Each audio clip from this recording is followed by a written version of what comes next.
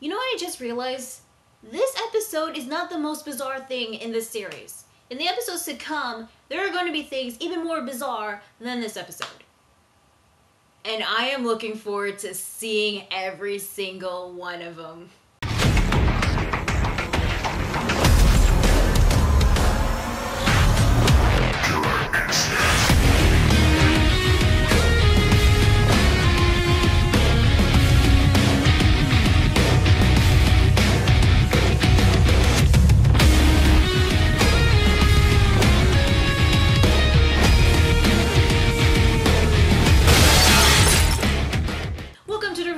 Of my anime reaction video to Stardust Crusaders, Jojo's Bizarre Adventure Part 3, Episode 7. And yeah, this is definitely one bizarre episode. In fact, probably the weirdest one I've seen so far. And that's saying much because of what we've seen with Episode 4 with Tower of Grey. So the episode begins with Dio in the shadows, observing his reflection on the mirror, probably admiring Jonathan's body. He's talking to the old lady that we saw in Episode 4, I believe. But we get her name, it's Enya Ba. Well, actually, I think the Ba was short for Ba-chan, which is Japanese for grandmother or granny. So I think her actual name is Enya. They were both talking to each other about what it means to live. Apparently, Enya was the one that told Dio about the existence of his own stand and told him how to use it. So basically, Enya is like his mentor. Also, we learn what Dio fears. And what he fears is the Joestar bloodline. But it's not really the Joestars that he fears. It's actually the fact that he cannot underestimate the Joestar bloodline. That is what he is afraid of. But Enya is like, no, you should never engage in such foolishness. Basically, she just believes that the Joestars are trash. But can you really blame Dio? He lost to Jonathan like 3 freaking times in Phantom Blood. I'm counting that final episode in Phantom Blood as his 3rd loss, I'm just saying. So Enya sent out 7 evil stand users to take care of Jotaro and his group. Their stands are called the Empress, the Hangman, Strength, Wheel of Fortune, Temperance, Emperor, and the Devil. We cut back to Jotaro's group and the sailors encountering the massive freighter ship, which is a total ghost ship. I mean, this thing really screams, it's a trap the first time you see it. But Polnareff just steps on and said, even if there was a stand user on this ship, I'm getting on this boat. So everybody gets onto the ship, and we get this like moment between Jotaro and Anne, the stowaway girl, when Jotaro offers to help her get onto the ship, but she just jumps off and lands on Joseph's arms and then just sticks out her tongue at Jotaro. You know, so far, aside from Enya, this is the first other female character that actually doesn't like Jotaro, well, yet. Because this is totally a tsundere moment for Anne. Now, I gotta give kudos to the music, the OST on this episode, because it definitely adds the tension and the creepy atmosphere on the episode. Now, while they were looking around on the ship, they noticed that all the machines, the meters, everything on the ship was working functionally, yet there was nobody to be seen at all. Polnareff just assumed that they all had massive diarrhea and they're in the bathroom taking a dump. Oh, you gotta love Polnareff. But Anne discovers somebody was on the ship, and it's not a person, but it's actually an orangutan. Joseph is like, who the hell cares about a monkey? I just love the way he just yells out his lines. It's just so funny. But since they know that there was an orangutan on the ship, then there must be someone who was there to take care of it. So they went back outside, and with Abdul and the rest of the sailors, they were examining some of the machines outside, and they were also working functionally. They weren't broken. But there was this hook that was swinging on its own. Joseph saw this and warns Abdul and the sailors, and then all of a sudden, and this thing, by the way, this like came so suddenly, so fast. The hook pierces one of the sailors on the back of his head and pulls him up into the air, hanging him on the freaking hook. God freaking damn, that was so creepy. Granted, it was censored, but I'd say this was the best way they could censor it. I mean, they at least showed some blood on that scene, and even the blood dripping from the corpse, it was, ugh. But even if it was censored, it definitely like catches you off guard because it like happened so suddenly. So the whole group, minus Anne and the sailors, know that something is up. They know that there is a stand user. So Joseph tells the sailors not to touch any of the machinery. Anything that moves or runs on electricity, don't touch it at all. He then tells them to go into the cabin, into the lower level of the ship, and wait there until they say that it is okay. Anne kind of stays back and wonders if Jotaro's group were jinxes. Well, actually, she's kind of right, because evil stand users are on the hunt to kill Jotaro and the others because they're going to try to kill their master Dio in order to save Holly. But Joseph reassured her that they are on her side and tells her to go to the cabin with the sailors. So while she was gone, Kakyoin sent Hierophant Green to scour the entire ship to find any living person in the ship aside from the orangutan. So Anne explores the ship for a little bit and returns to the orangutan in his cage. The orangutan was pointing up to the lock, wanting her to open it. The orangutan offers her a freshly cut apple. And then it starts smoking a cigarette and pulls out a Playboy magazine. I'm not kidding, that thing is totally like Playboy magazine. And this monkey has a thing for human females.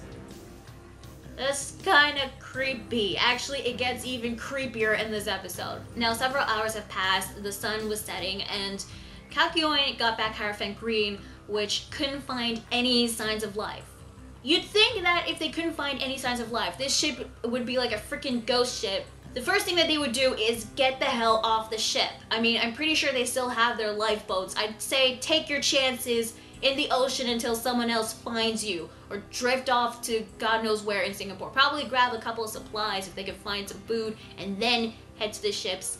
Stay there until they actually find an actual ship. Now, at first I assumed that the stand, or the stand user, is invisible, that not even Hierophant Green can detect. But no, I was proven wrong. Oh my god. So meanwhile in the cabin, even though the sailors were told not to touch anything electrical or anything that moves, they were touching this, I think this was like this radio thing that sailors use to contact other ships. They're using it to try to contact anyone else. Now with Anne, she decides to take a shower because she was sticky from the seawater from the previous episode. It was kind of awkward because considering that she's like, from what the wiki told me, she's around 10 to 12 years old. Now, while she was taking a shower, there was a hand opening the door. You see the sailors are all dead. Like, one guy was missing an arm, and there were several parts of the scene that were censored. But I took a look on the page from the manga that the anime was adapting. I believe it's volume 14, chapter 131, by the way, if you want to see it. In the scene, it was a lot more gorier in the manga because 3 captains were decapitated. One captain got his head torn into pieces, like a piece of its head was sticking on the wall, and the rest of the sailors' heads were tied together by a couple of wire and hanging up from the ceiling. When you get a good look on the hand that was opening the door, you'd see blood on the fingers, and these aren't normal human hands. And when I saw that, I'm like, no, you gotta be freaking kidding me. It turns out that these sailors were murdered by the freaking orangutan, which means that the orangutan is the stand user. It just, yeah, that was a lot to take for me because animals can use stands apparently. It was very surprising. I started to think things over and I came up with this conclusion. Not all animals can use stands. There are probably animals that have a certain level of intelligence that can use stands. So this orangutan is capable of using a stand because of its intelligence. I don't know if like insects or amphibians, reptiles can use stands, or even fish. And you know, it got me thinking, in the video game, there was a playable character that was a dog. I don't know its name. Since this dog might be a character in either this arc or in the later arcs to come, that dog might be a stand user. In fact, I think in episode 5 when it revealed Dio's pet bird, I think that bird might be a stand user too. The orangutan encounters Anne in the shower and oh god, this scene was so goddamn creepy. And he got her cornered in the shower and it looked like that he was going to, oh, I don't want to think about it. Thank god, by the way, that Jotaro came in and bashed him in the head twice with the lock. Oh god. And one of the ceiling fans detached itself from the ceiling and pierces Jotaro on the shoulder, and yet even though he was pierced, he still remained calm. I've noticed as of late that Jotaro, whenever he's in a tight spot or whenever he's like seriously injured, he would always remain calm. Jotaro was about to remove the fan, but one of the fan's blades just slaps him in the face, knocking him far back in the hallway. I thought that was kind of funny. He got bitch slapped by a fan. Pieces of glass from the window breaks apart and the shards fly towards Jotaro's head, but Jotaro uses Star Platinum to catch all the pieces of glass and uses the fist, by the way, to punch the orangutan. All it did was punch the wall in the ship, and the orangutan was able to go through the wall. Now, another thing I want to point out, when we got to the second stat scene of the stand strength, the orangutan's name was Forever, which is kind of a weird name for orangutan, but I'm not an expert on apes or monkeys, so yeah, that's its name, Forever. Now, Jotaro was wondering why he couldn't see his stand, but he came to the realization, and the entire ship is Forever's stand. The entire really big freighter ship is a stand. And its stand user is a freaking orangutan. I just, yeah. Like, I mean, I know stands can take the forms of objects, but I didn't think it could become a giant freighter. A giant ship. Holy shit balls.